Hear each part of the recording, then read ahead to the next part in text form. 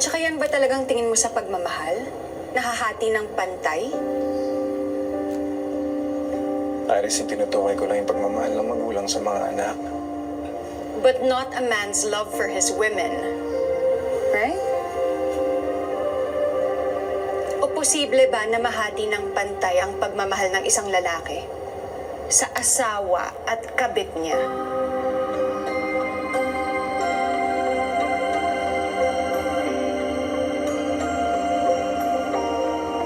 Naintindihan kita, Iris.